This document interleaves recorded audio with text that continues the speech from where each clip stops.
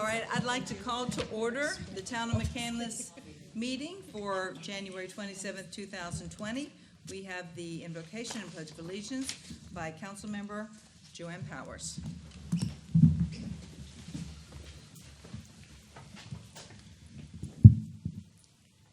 We meet to serve our community, to use our resources wisely and well, to represent all members of our community fairly, to make decisions that promote the common good. We recognize our responsibility to the past and the future, and the rights and needs of individuals and community. As trusted servants, we seek blessing on our deliberations and on our efforts here today. May we act wisely and well. I pledge allegiance to the flag of the United States of America and to the republic for which it stands, one nation, under God, indivisible, with liberty and justice for all.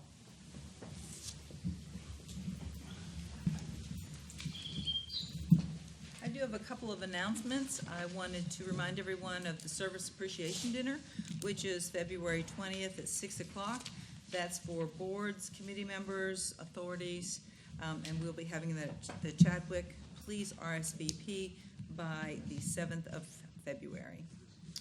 Also, members of council, if you've not already RSVP'd for Elam in April, please get that to Marie. I would also like to remind everyone that if you want to keep up with what's going on in the town, you can follow the town and the police on Facebook, and you can also invite your friends to do that. The town is up to 3,145 likes, and the police department squeaks out ahead of us at 3,349 likes. You can also sign up on the town website to receive McMail to come to your email. So just a couple of ways you can keep up with what's going on.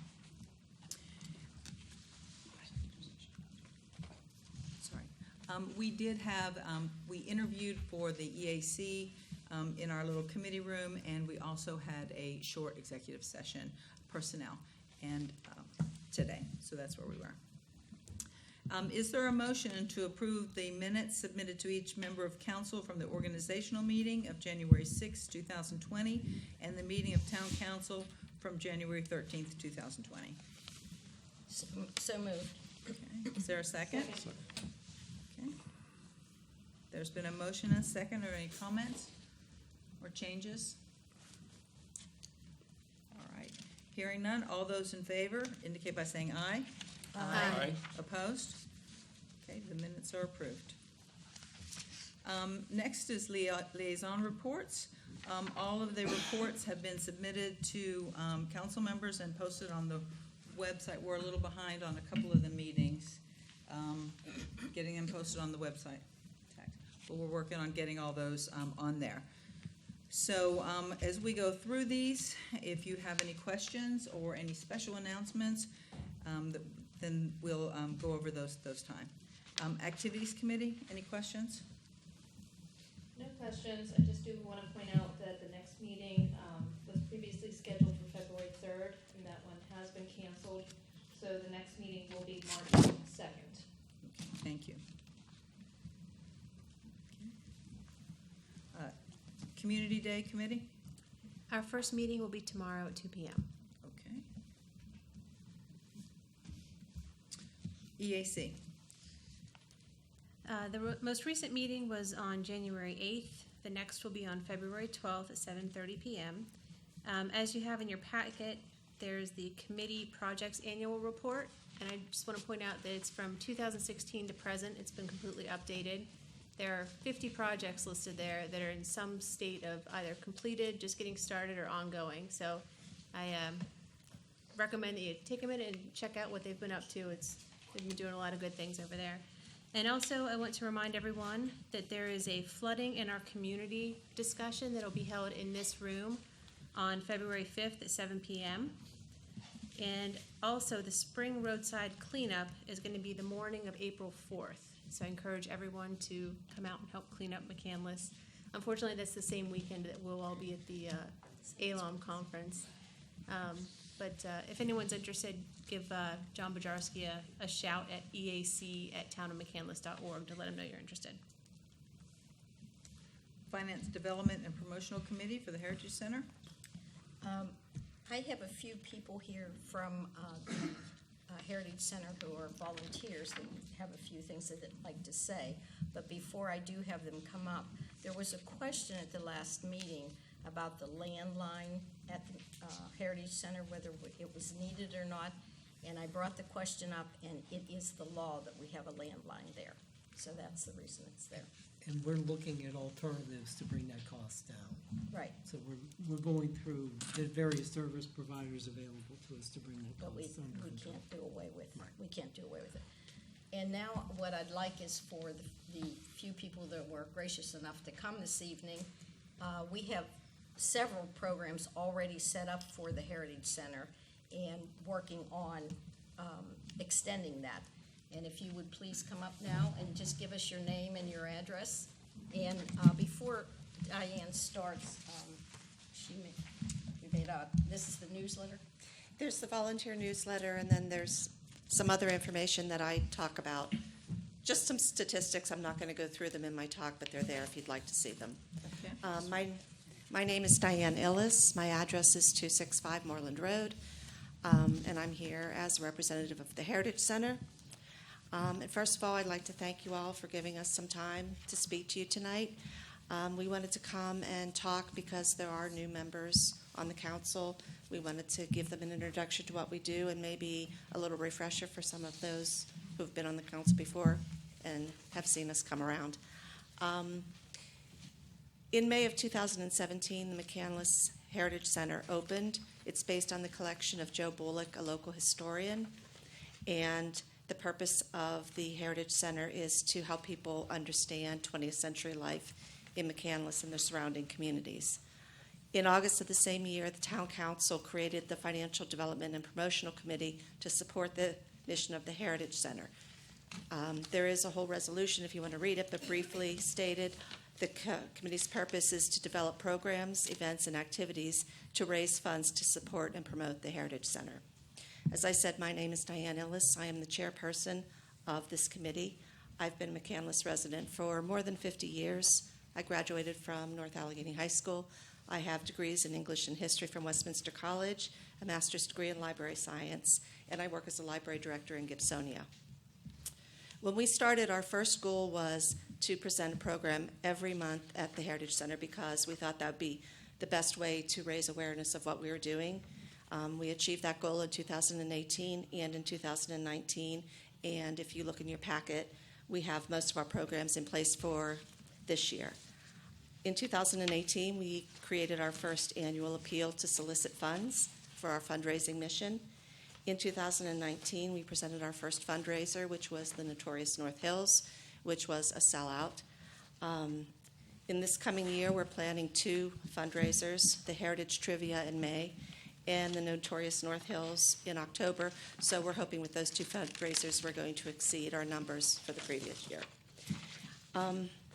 As a resident of McCandless, I can't tell you how fortunate I feel that we have the Heritage Center. It's so unique to have a museum that records a community's history on such a personal level. It takes us from the farmers who settled here first to the post-war World War II families that moved out here with the creation of the highways, created the suburbs, created the schools and the education system we have here today. And we have this history here, and we are so fortunate to be able to preserve it for the generations that are going to come after us. So thank you. Thank you, Diane.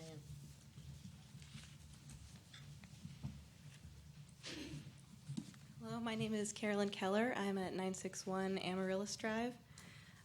I am the museum's consultant, and I work on the FDPC. I grew up in McCandless. I have a master's degree in museum studies from the University College London. Professionally, I'm a development and fundraising consultant, and I work with nonprofits and cultural institutions in the region. I've worked at the Carnegie Museums, Phipps Conservatory, and in collaboration with the Heinz History Center. And I sit on the steering committee for the Alliance of Cultural Response in Pittsburgh. In 2016, I was contracted to help develop the core documents for the Heritage Center. The documents were designed to align with American Alliance of Museum Standards and International Council of Museum Standards, and they still align with that to this day. They include a mission, code of ethics, strategic plan, collections management policy, and an emergency management plan.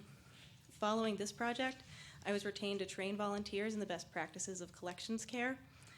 The volunteers that I trained were very passionate about this Heritage Center, and they were eager to share their methods of best practice with the new members and the members that were already there that were volunteering in the collection.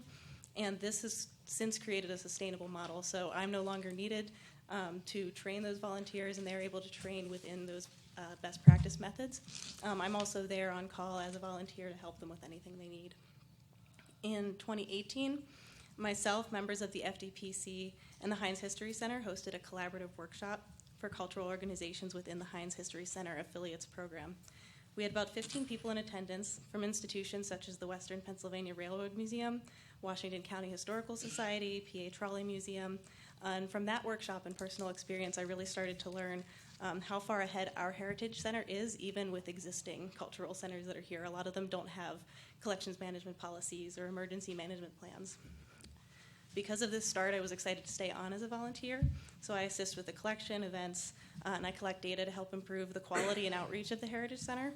So we retain data on volunteers, visitors, donors, progress of the collection documentation, and also events. So from our most recent fundraising event, the Notorious North Hills, we designed a survey that helped us learn more about the marketing, more about our audiences, and we intend to continue using this survey to get more data.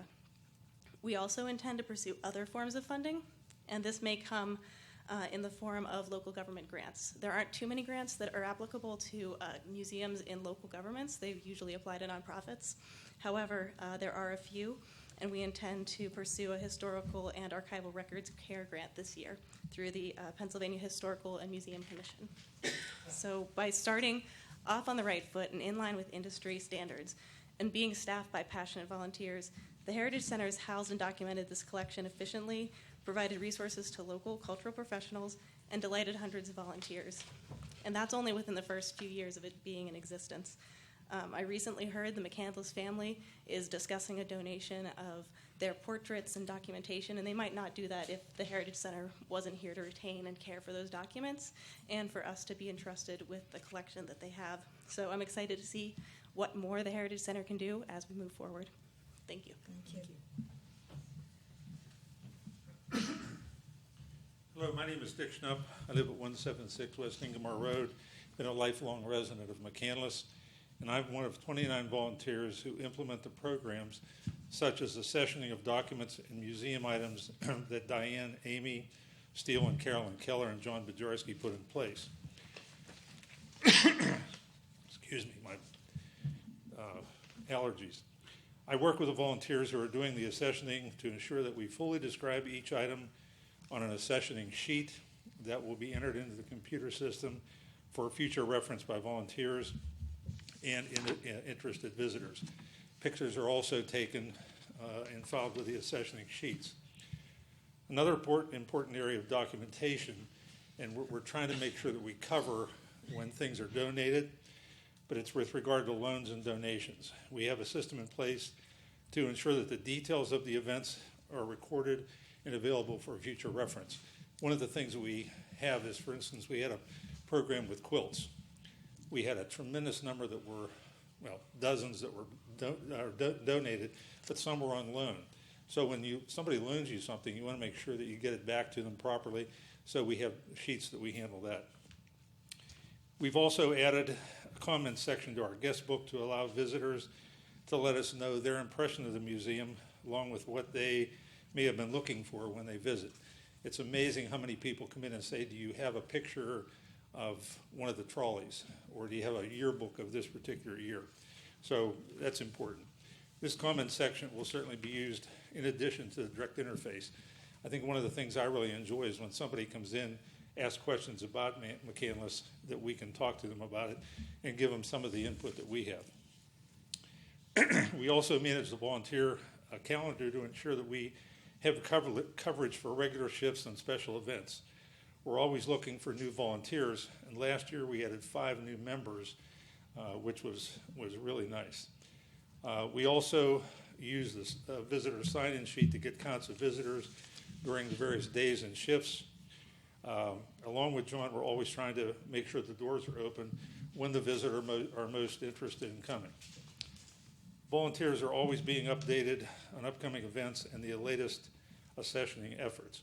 One of our senior volunteers, Diane Liska, has taken the lead on entering all of the accessioned items into the museum computer system. I would estimate that we have completed approximately 75% of the physical items and about 30% of the documents. And the document side is one of our current focuses, and I'm working closely with Abby, Diane, and Carolyn to move this effort forward. Our volunteers work together to rotate the displays and decorate for special events such as Christmas, the Olympics, Veterans Days, and many others. They also keep their eyes and ears open for speakers who would be interested in presenting. To date, we've been very successful with that. One other upcoming project for 2020 that I'm excited about is an effort to create videos of the North Hills area with interesting people in the North Hills with area with historical knowledge. We tried to get Joe Bullock. We just didn't get the timing very well to get him on there, although there are a few videos with Joe talking to various groups, which were pretty interesting. And I would encourage council members, if you know of someone, usually they're older people that have lived here for many years, but if you know of somebody, please let us know so we can get in touch with them. One final item, we're working very closely with John to determine what newly offered items will be accepted, what items we want to discard. The goal is to keep everything McCandless and Greater North Hills friendly. Joe certainly started us off with a lot of things. And finally, I want to say I'm proud to be a member of this growing team of interested volunteers and look forward to making the museum a place that people are proud of, not only in McCandless, but the Greater North Hills. Thank you very much.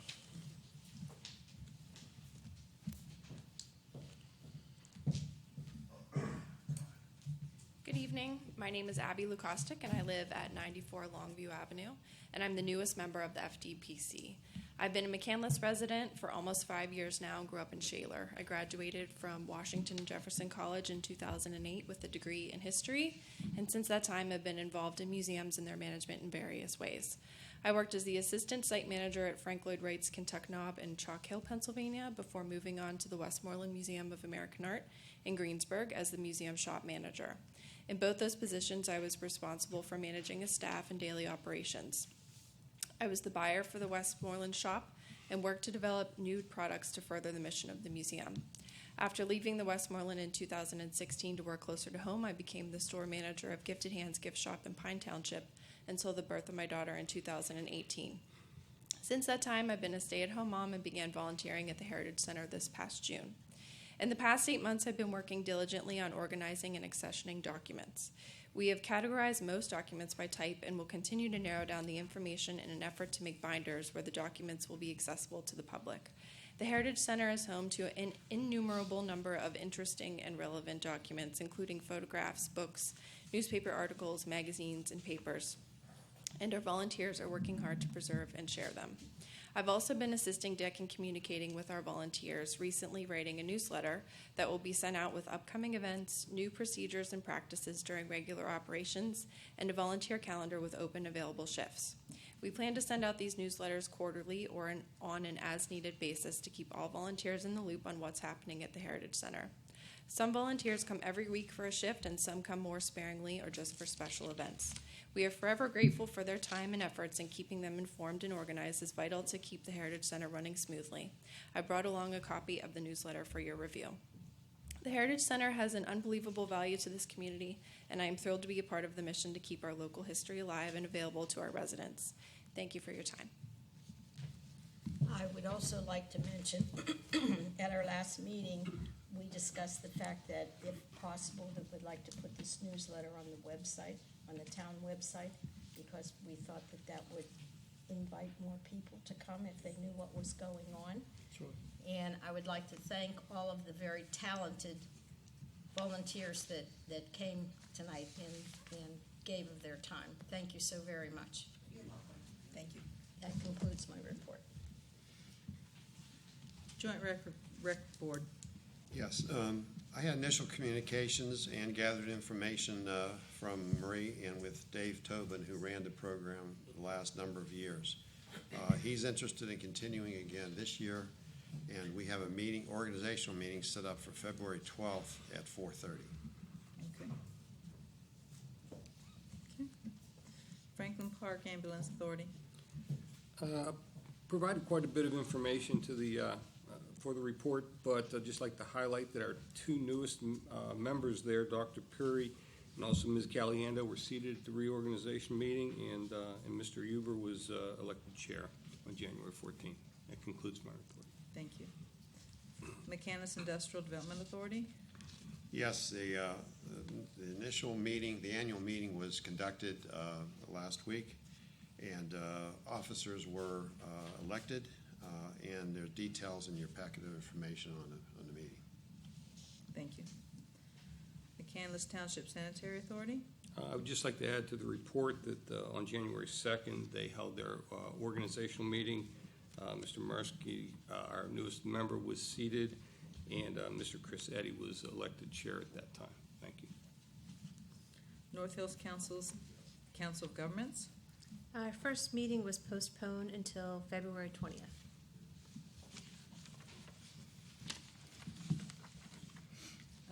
Northland Public Library Authority.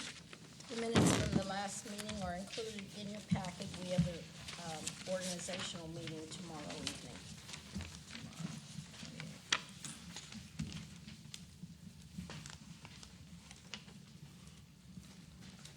Okay.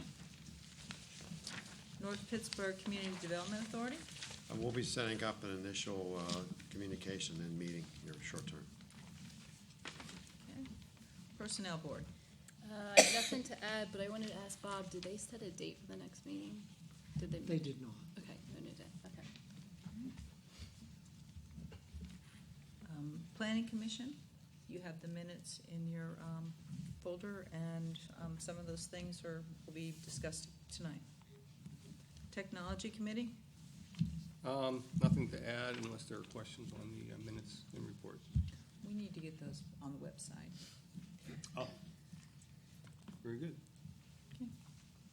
Volunteer Firefighters Steering Committee. Our meeting's this Wednesday at 7 o'clock, Town Hall. Okay. Zoning Hearing Board. There was no meeting this month because there was nothing that I need to review. Okay. Okay, reports and correspondence. You saw on the front door when you came in. Bob had this great idea of doing town managers coffee, and we will feature every month or every 2 months, roughly Give or month or every take, 2 yeah. months. Isn't this nice? Isn't that nice? And it will feature a different council member to do a coffee in a place in their ward or as close to the ward as we can get. And Ward 1 goes first. That's me. That's Wednesday, February the 26th, 9 to 10 a.m., and that will be at Loafers Bread Company. That's the Wexford Plaza near Whole Foods. I think that's all that I have. Town Manager's Report. You all have received a copy of my report. I just wanted to highlight 2 items. Number 1, we essentially have completed a stream bank restoration project on Brittany Place, upstream and downstream of the road itself. I think it turned out well. We'll use that as demonstration for other projects along Patricia Drive and be able to point to that success to those property owners as we're speaking with them over the course of this next year.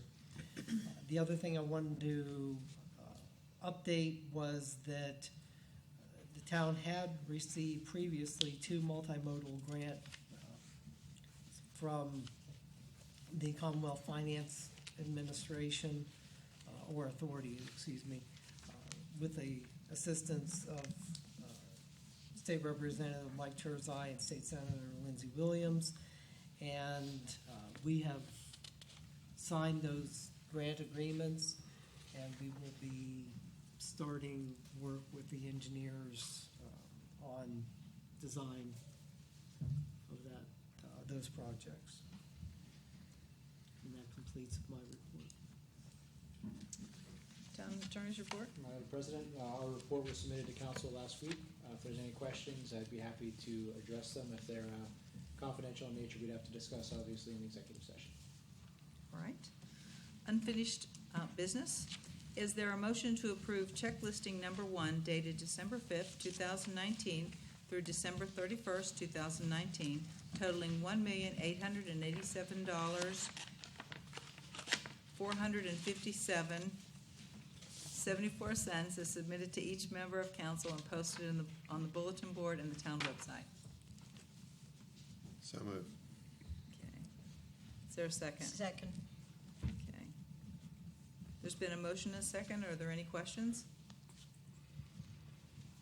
Are there any comments from any citizens on the checklist for December, excuse me? Hearing none, all those in favor of approving the checklist indicate by saying aye. Aye. Opposed? Checks are approved. Is there a motion to adopt resolution number 2 of the 2020 series, a resolution approving the application of Ralph D. Sensel to acquire vacant lots 1348-R190 adjacent to their property on Forest Oaks Drive under the Allegheny County Vacant Property Recovery Program as adopted by the town? So moved. Okay. Is there a second? Second. Are there any questions from anyone in council? Madam President, I have one. I raised this issue at the last meeting. I just want to be clear that this motion, this action will not be a de facto rezoning of this property, which is currently residential, and will be, as I understand it from the vacant property program, combined with the adjacent property, which is commercial. And it would eliminate that residential buffer adjacent to that existing residential community. So that's my question for clarification.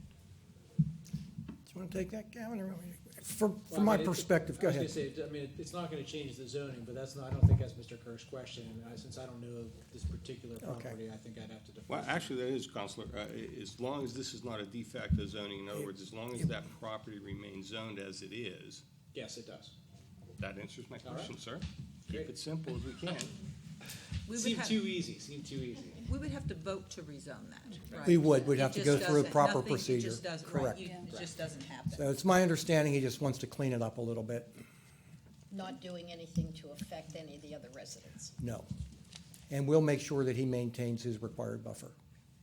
May I ask how the property will be joined to the commercial property without being rezoned? That would have to go through a subdivision process. He can't just attach it. And I don't think this is a requirement to attach it. It just becomes his property. Very good. Thank you. Are there any other questions or comments about this? Any from the citizens? Hearing none, all those in favor of adopting this resolution indicate by saying aye. Aye. Opposed? Motion carries. Is there a motion to approve the preliminary and final approval of a subdivision application for a plan known as Parkview Heights Plan of lots number 2, a re-subdivision of lots 30 and 31 for Peter J. Double located at 1890 Arden Drive, parcel ID number 828K182 as per project number 25459.01, page 1, prepared by Trent Corporation dated December 16th, 2019, with the latest revision being January 15th, 2020. So moved. Is there a second? Second. Any comments? Bruce, is this one you're going to show? Yes. Okay, all right, we'll let you That show will, yours, answer and my then we'll see if we question have questions. regarding the So access. this is we've reviewed this at the Planning Commission and reviewed it at Town Council in January, early in January. And this is a subdivision on Arden Drive, and the idea is that this is a couple's son owns this entire property. The couple wants to move here. They are not here tonight, which is probably one of the reasons they want to move here, so that they can have some support from the family members. So we had asked them, suggested that they move this line slightly to the left here, and they did that. It wasn't a requirement, it was a suggestion, and they did that. The requirement is that there be 90 feet at the recorded building line, and in this case, the recorded building line is 50 feet back as opposed to typically 50 feet, but it was recorded this way prior to the subdivision. So it meets that requirement. They had desired to use the access to the Sanitary Authority A and B plant. Sanitary Authority denied that access, so we required them to show that they did have they could access their property. And so the new plan that they have, they gave us a plot plan that shows a driveway and a house. So the reason that we did that is so that we're not subdividing something and they can't use it. So they did show us that they can use it. So, and they made all the required, or suggested and required changes. Questions from anyone on council? Any comments from any citizens on the subdivision? Okay. Hearing none, all those in favor, please indicate by saying aye. Aye. Aye. Opposed? Motion carries. New business. Review a request to authorize the purchase of two 2020 Ford Interceptors all-wheel drive Ford Explorers from Whitmore Auto Group at the purchase price of $34,300 as per CoStar's 13-110 contracts 13110. These two Explorers are bid on state contract, and they both fall within budget. Questions?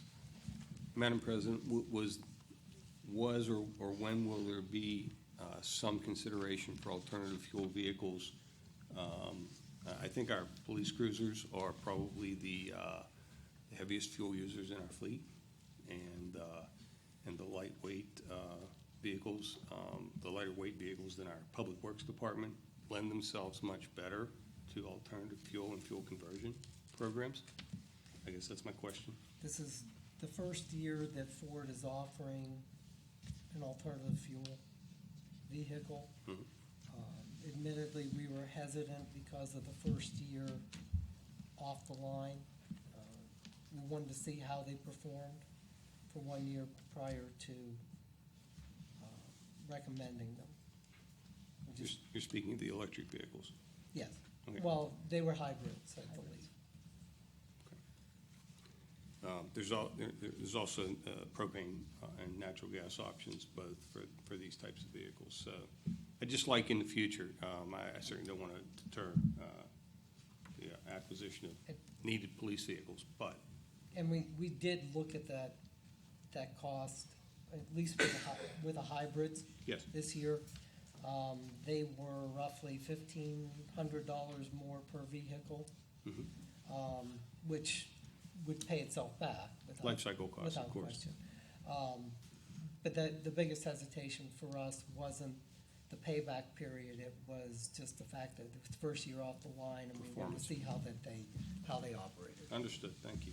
But I definitely think that's a great point. Absolutely. And when we're looking at the budget in October, because we replace these police cars a couple every year, that we hopefully will be given those options to look at this year. To drive down future operating costs. Exactly. Absolutely. Exactly. Is there a motion for the purchase of these two vehicles? So moved. Second? Second. Any other comments from council? Any comments from citizens? Hearing none, all those in favor, please indicate by saying aye. Aye. Opposed? Motion carries. Review request to authorize the purchase of a 2020 Ford F-150 Police Responder 4x4 pickup truck outfitted with a utility cab from Whitmire Auto Group at the purchase price of $36,700 as per CoStar's 13110, contract number 13110. This is something new. Again, this is state contract and falls within budget. Review of needs of the department. We felt that replacing one of the SUVs with this type of vehicle lent itself to some flexibility in terms of towing speed limit, speed signs that we locate in different parts of the community, as well as just the transfer of evidence, larger pieces of evidence that occasionally are problematic to put into a Tahoe or an Explorer. And So would this vehicle be used by an officer? it Going- will be a going- patrol vehicle. It'll be a patrol? Yeah, it'll be a patrol vehicle, and it just offers some flexibility to the department that it doesn't have right now. This is not an additional vehicle. This No. takes a place Place of of another vehicle. So I just wanted to be clear on that. Is there a motion? Is there a motion for this, to authorize this purchase? So moved. Second. Okay. Any comments or questions from council? Any comments from citizens?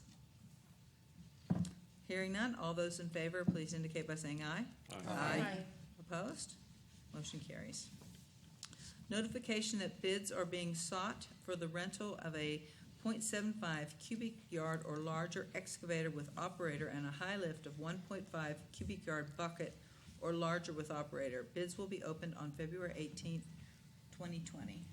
We don't have to do anything with this. Nothing, this is just notification. This is an notification. annual contract that the town enters into.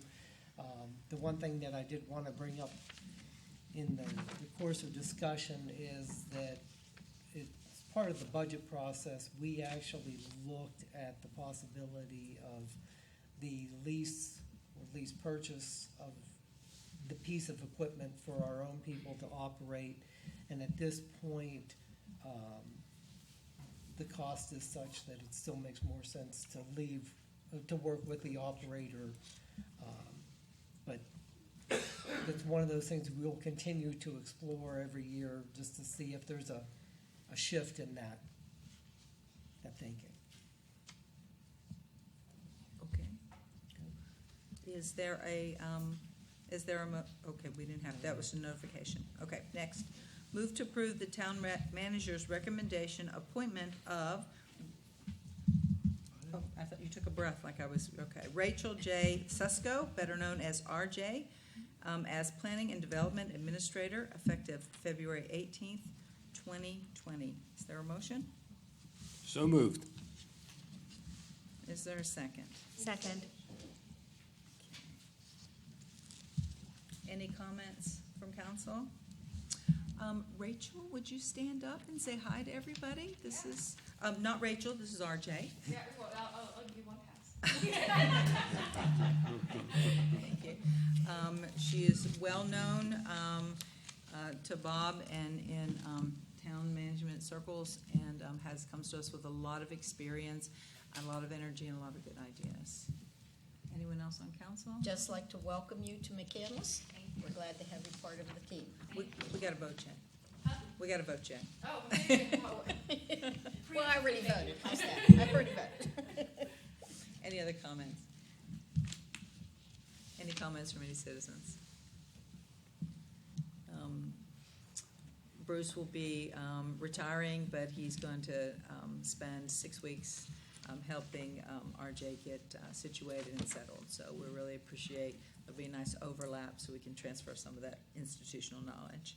I have a motion and a second. All those in favor, please indicate by saying aye. Aye. Opposed? Okay, welcome. Is there a motion to appoint Philip McLaughlin to fill the remaining term of Ward 5 Environmental Advisory Committee position that due to last to August 31st, 2020. So moved. I second the motion. Okay, there's a motion and a second.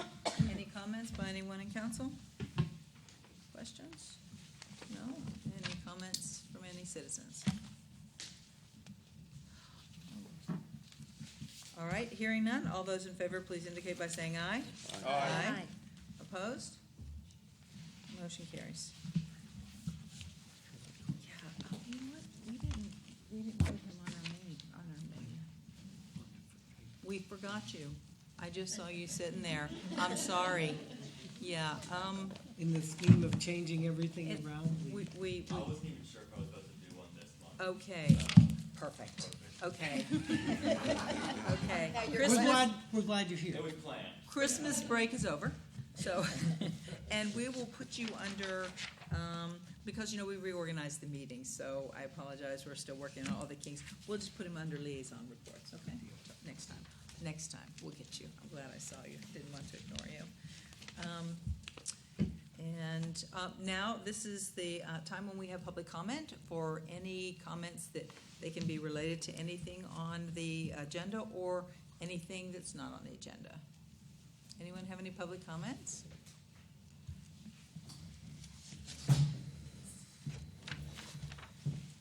Hi, Rita Martin, Groves Road. It's not it's sort of a comment for the two ladies who are on the Activities Committee. I see that committee met in January. I didn't get to that meeting, but I hope to be the one in March. One of the things that would be very, very helpful is if we had a list of meeting places just in the McCandless. I went to the library and they got us a huge thing of meeting spaces. Most of them are in Hampton and Ross and other places in the community because the library, of course, incorporates all those places. But just for McCandless, where our citizens could choose a place to go to have an event or to have a class, like a yoga class or something like that. If you could do that and encourage them to do that, that would be really helpful. Thank you. Thank you. Any other comments? Heckman, Abbey Lane. We just have a question. We were looking at the detail versus the summary, and the price on the interceptors is different in the detail than it is in the summary. So I'm guessing a typo, but it's $33,800 in the detail package, but $34,300 in the summary, and in the summary page before the bid page. So one may have carried over to the other. The bid page is what we dictate. Yeah, because the bid page was $33,800, not, so if that's the case, you saved $1,000, just like that. We're putting you in charge of the budget. Good job. Just the oversight, not the preparation, just the oversight. Only human, only Good human. job, good job. Thank you. Any other comments? All right, hearing none, is there a motion to adjourn? So moved. Is there a second? Second. All those in favor indicate by saying aye. Aye. Opposed? Meeting adjourned. Thanks, everyone, for coming out.